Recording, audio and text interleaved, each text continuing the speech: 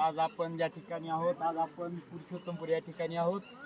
या ठिकाणी पुरुषोत्तमपुरी गावच्या मागचा एरिया आहे.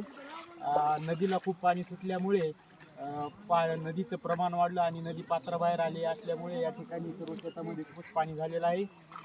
या ठिकाणी ग्रामपंचायतची विहीर आहे. तर काय परिस्थिती झाली आहे, सोलार आहे, ग्रामपंचायतीचं बरंच सामान आहे इथं. तर ग्रामपंचायतीचे पाणी पुरवठा अधिकारी दादा पवार यांना विचारू काय नुकसान झालं. सोलार सगळं पाण्यामध्ये गेलेले. स्टार्टर बी पाण्यामध्ये गेलं, काढायला गेलं ते रामजी तिथं जावं त्याला, तिथं जावं खूप लागतं. त्रास होत आहे तुम्हाला. आता पाणी बंद आहे गावाचं. आणि ते फिल्टर पाण्याचं गावातलं जे चालू राहणार आहे का नाही? बंद राहणार ते. किती दिवस? 3 दिवस पाणी होतं.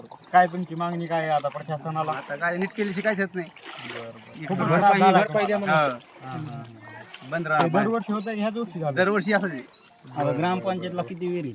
2 विहिरी. तिकडे इरीत पाणी गेले, इकडे इरीत पाणी गेले. सोयाबीन मध्ये गेलं. आता खूपच मग समजा आता बंद पाणी 2-3 दिवस. नागरिकांचे खूप हाल होतील. हो बरं. हे शेतकऱ्याला विचारा.